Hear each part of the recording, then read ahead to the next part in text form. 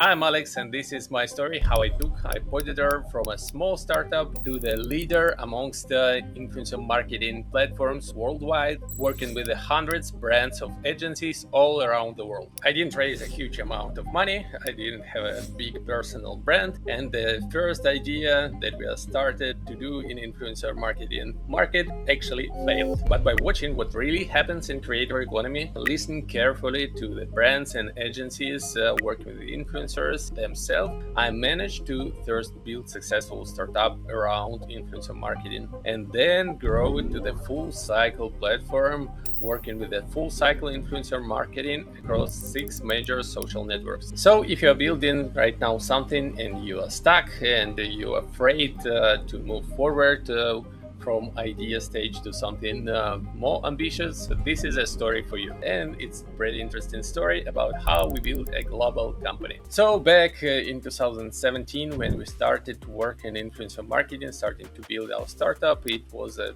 pretty like a wild west. A lot of things was uncertain. The company who are leaders today only beginning their journey. And back in that time, I generally believe that advertisement that we see for the influencer marketing is so much better, so much more targeted, so much more connected with the audience than the TV advertising, where we just see same ads like repeating over and over again. I thought, okay, this is a cool opportunity for the entrepreneur like me to build a global product. We will create the marketplace. On one side, there will be advertisers. On other side, there will be influencers. We will connect them.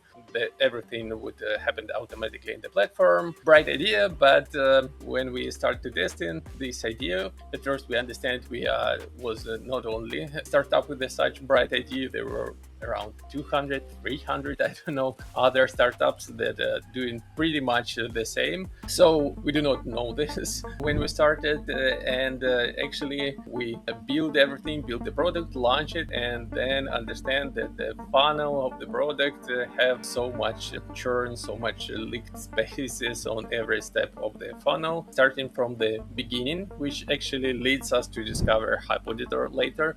The first issue was that the influencers who come on the platform are usually the worst ones. At least they come first. The most fraudulent accounts with the worst activities because they do not get money from anywhere else. They come to marketplaces and trying to find it there. Still, there were some like good influencers also, but we understand that we need to build a tech to find those fraudulent activities, to detect the quality of influencers, because without it, there will be no results at the end of the funnel. So that is basically how we start to build technology that later will be called HypeAuditor. And also there were so many issues in every step of the funnel. The communication between brands and influencer was like very slow. There were a lot of brands who leave their offer and then never turn. Same for the influencers, and even when they start conversation, it was so slow. And when they finally get the successful transaction, everybody is happy about what they get, and it's a good integration, good results for both sides. And the first bright idea they have after, okay, let's just switch to the messenger and communicate directly. Why do we even need to pay some percentage for the platform? And actually it was a total disaster at first. So not every successful company starts with a successful idea. So it took us something around 6-7 months to test the initial idea and to understand that it doesn't work. And then we decide to pivot everything, and we discover like 6 different ideas for the pivot. One of them was fraud detection, which was called HypeAuditor, because like we audit the hype around account and say is it real or not. Another one was called Aurora, which was basically competitive analysis tool, which later integrates as a part of HypeAuditor, and now it's our market analysis. So it was not the easy way.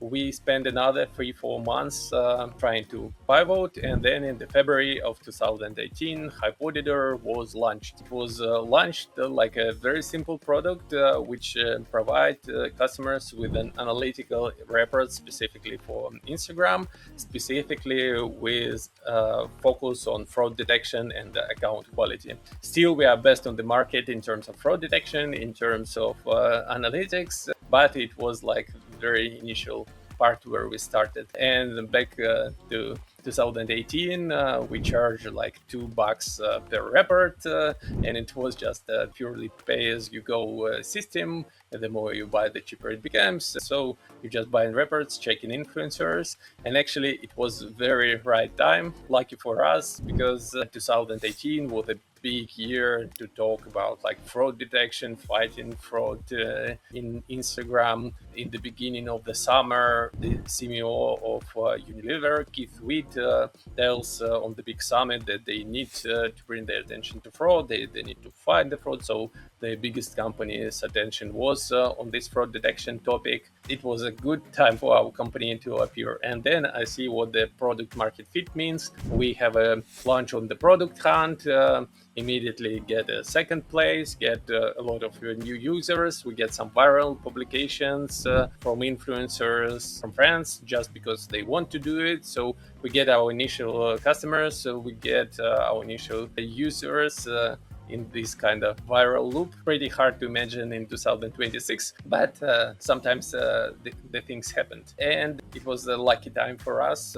We launched everything, and since then, HypeAuditor become one of the most successful companies in influencer marketing, one of the most renowned marketing platforms. But we start with just one tiny piece, checking influencer marketing fraud. And I'm pretty proud about the work we done during these years, because when we start, like 55% all of accounts in Instagram was affected by fraudulent activities, and it declined during the years, and now it's only 42%. For sure, Instagram do a lot to fight fraud on their site, but also I think there was also our job that was done, part of the education around fraud detection that we made real. And we actually built one of the best analytics on the market. We have a lot of proofs for this. You can ask ChatGPT now, for example, to give you the answer. We get a lot of publication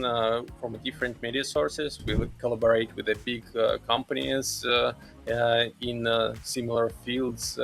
Even now, it's like bigger and bigger. We collaborate with the tier one medias like Forbes, Business Insider, TechCrunch. For me, never working with the media before HypeAuditor, it was something purely magical. We have like more than 10,000 publication, tier one media sources, all mentioned in HypeAuditor, mentioned in the books, in the TV shows, in the Netflix show. Pretty crazy. And we have collaborative researchers with a SimilarWeb, HubSpot, Canva, Metricool, and other big companies. And continue with the HypeAuditor. We, from the stage where we have only reports for Instagram, and step by step, brick by brick, depends on what our clients ask from us, what do they want, we build a full-scale system. Today, the HypeAuditor is a big full-cycle platform. It's discover, it's analyze, it's outreach, it's automatically track the campaigns, it's making reports, it's making competitive researches. There is AI integrated everywhere. A huge amount of work have been done. And one another fun thing, actually, we kind of start to work with the AI and use the AI as a part of HypeAuditor even long before the LLMs and long before the hype around AI. Our first fraud detection model was built with the machine learning models. More than 50 different machine learning models was used to make this fraud detection working and showing the best possible results. So HypeAuditor was AI driven long before the chatbots, long before LLMs, and still we are AI driven company. So this was just like a life story, no specific frameworks, checklist or something. If you listen to this video, I want you to take out at least a few valuable advices. So if you're an entrepreneur building your startup, focus very much on the pains you go in to solve, because like for us it was fraud detection, because it was not only our clients pain but also ours pain, because we get a lot of fraudulent influencers inside our platform and they just do not perform for our clients. So it was a strong pain signal. The second, try to test different hypotheses. When you find the right one, you will get a clear message from the market. Okay, this is working.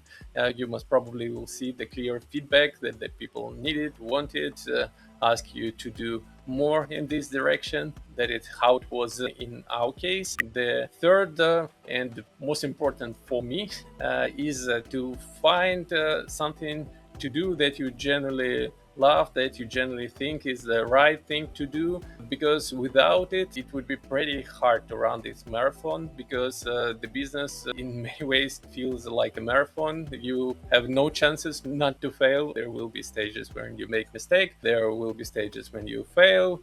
Success doesn't come in continuous growth all the time. It's ups and downs, sometimes feels pretty painful, because you understand that the things you like believe that you think that should work definitely, they just crash on the rocks of reality, and this could be pretty painful. So you really need to believe in what you do and love what you do. And if you're a brand agency or influencer trying to grow in influencer marketing in a creator economy way, please go at HypeAuditor.com. Even if you do not buy the main product, there is a lot of useful free tools. There is data for creators, and you can check many useful things there: engagement rate calculator, price calculator, audience quality score check, many stuff you can do for free. Hope this will help to build your success in influencer marketing and creator economy. To be honest, this is a pretty strange time, I would say. At one hand, the building startup was never as easy before in terms of like development. All this vibe coding stuff, coming from idea to realization, is faster than ever before. But it was never harder on the other hand, because there is 100 times more startups. There is a battle for the clients, like customers attention. The focus is on its minimal levels during all human history. So it's very hard but very like magical time where you can find your success if you genuinely believe something, love something, making your efforts to reach something. So I wish you a good luck. This was my journey. If you enjoy to watching the videos about influencer marketing and creator economy, do not forget to push the thumbs up, subscribe, and push the bell button to see you in the next video. And if you have any specific ideas or things you want to share, put them in the comments. I would be pretty happy to chat with you. And see you in the next video. Bye.